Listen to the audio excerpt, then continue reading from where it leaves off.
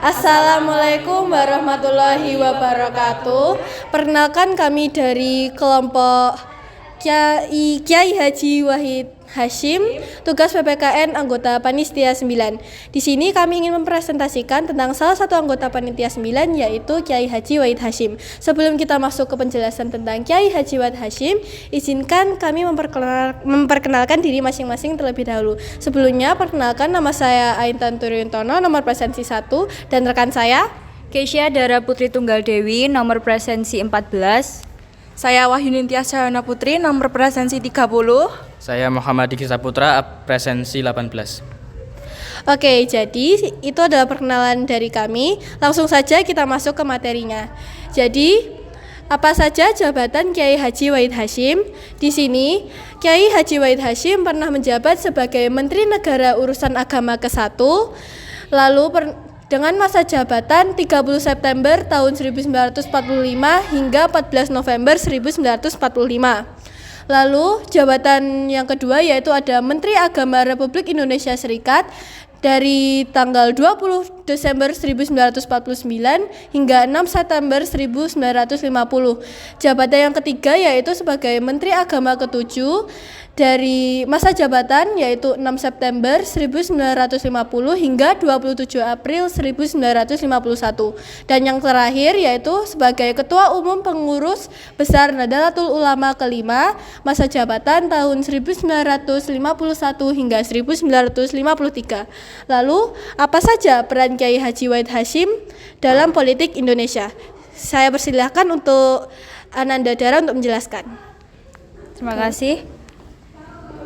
Peran Kiai Haji Wahid Hasyim dalam pendidikan Islam di Indonesia yaitu pada tahun 1944 beliau mendirikan sebuah sekolah tinggi Islam di Jakarta yang saat itu pengasuh sekaligus pimpinannya dipegang oleh Kiai Haji Al-Kahar Muzakir.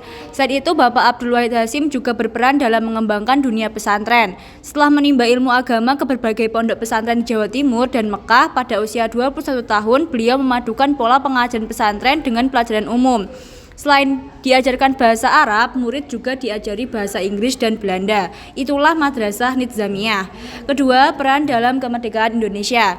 Menjelang kemerdekaan tahun 1945, saat berusia 23 tahun, beliau menjadi anggota BPUPKI dan PPKI. Dalam BPUPKI, beliau terlibat sebagai anggota yang merumuskan Piagam Jakarta, dan dalam PPKI beliau terlibat sebagai anggota yang mewakili wilayah Jawa dan salah satu perumus 7 kata dalam perancangan UUD di Indonesia. Ketiga, peran dalam perpolitikan Indonesia. Beliau pernah menjadi Menteri Agama Republik Indonesia di periode 1945 sampai 1949. Selama menjadi Menteri Agama RI, beliau mendekretkan berdirinya Perguruan Tinggi Agama Islam atau PTAIN. Selain itu, beliau juga pernah menjadi Ketua Partai Masyumi. Pada tahun 1939, NU menjadi agama MIAI, dan beliau berperan merintis pembentukan Barisan Hizbullah yang membantu perjuangan umat Islam mewujudkan kemerdekaan. Beliau juga pernah menjadi Ketua Umum Pengurus Besar Nahdlatul Ulama, dan juga peran Kiai Haji Wahid Hasyim mampu menjabarkan Pancasila sebagai teologis dan filosofis. Nah, itu tadi adalah penjelasan tentang peran Kiai Haji Wahid Hasyim dalam politik Indonesia. Selanjutnya adalah bagaimana riwayat pendidikan Kiai Haji Wahid Hasyim. Penjelasan tentang riwayat pendidikan akan dijelaskan oleh Ananda Wahyuningstias. Silakan. Baik, saya akan menjelaskan tentang riwayat pendidikan dari Wahid Hasyim. Yang pertama, Abdul Wahid Hasyim tidak menempuh pendidikan sekolah dasar di sekolah yang didirikan pemerintah Hindia Belanda, Hollandse Inlandse School. Hal ini terjadi karena ayahnya, Kiai Hasyim Asy'ari, dikenal sebagai tokoh yang anti sekolah yang didirikan oleh penjajah. Abdul Wahid Hasyim belajar di Madrasah Salafiyah di Pondok Pesantren Tebu Ireng. Ia telah berhasil mengkhatamkan Al-Quran di usia 7 tahun. Kemudian setelah lulus madrasah, ia diminta ayahnya untuk membantu mengajar adik-adik dan santri pesantren seusianya. Pada usia 13 tahun, ia belajar pendidikan Islam di Pondok Pesantren Siwalayan Panji, Kabupaten Sidoarjo. Namun hanya bertahan 1 bulan. Ia kemudian pindah ke Pondok Lirboyo. Di pondok ini ia hanya bertahan dalam waktu singkat. Akhirnya, Wahid Hasyim pulang untuk belajar mandiri di rumahnya sendiri. Abdul Wahid Hasyim mempelajari bahasa Arab hingga mahir. Setelahnya, mempelajari alfabet Latin sekaligus belajar bahasa Belanda dan belajar bahasa Inggris.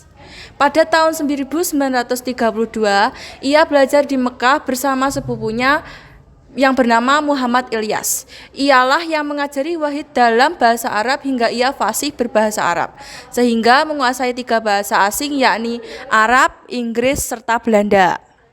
Kemudian riwayat hidup Wahid Hasyim akan dilanjutkan oleh teman saya yang bernama Diki. Baik. Riwayat hidup Kiai Haji Abdul Wahid Hasyim, yakni lahir pada 1 Juni 1914, Jombang, Hindia Belanda, adalah pahlawan nasional yang pernah menjabat sebagai Menteri Agama dan juga pernah menjabat sebagai Menteri Agama pada era Orde Lama. Ia adalah ayah Presiden keempat Abdurrahman Wahid. Ia menikah di usia 25 tahun dengan Solihah putri Kiai Haji Bisri Syansuri dan dikaruniai 6 anak. Wahid Hasyim wafat akibat kecelakaan mobil di jalan yang menghubungkan kota Cimahi dan kota Bandung. Ia wafat pada tanggal 19 April 1953 di usia 39 tahun. Saat itu ia sedang perjalanan untuk menghadiri rapat Nahdlatul Ulama di Kabupaten Sumedang. Kecelakaan terjadi karena mobil terselip akibat jalanan licin yang disebabkan oleh hujan deras. Nah, jadi itu semua adalah penjelasan tentang Kiai Haji Wahid Hasyim, dimulai dari jabatan, peran, riwayat pendidikan, dan juga riwayat hidup. Nah, di sini terdapat foto Kiai Haji Wahid Hasyim dan keluarganya. Kiai Haji Wahid Hasyim memiliki 6 anak, di mana anak pertamanya yaitu adalah Gus Dur sebagai Presiden Indonesia yang keempat. Lalu di sini ada istrinya dan juga saudara-saudara Gus Dur, ada 5.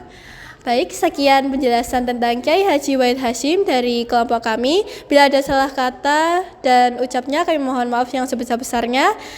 Terima kasih atas perhatian dan terima kasih atas perhatiannya. Kami akan tutup presentasinya. Wassalamualaikum warahmatullahi wabarakatuh. Dadah.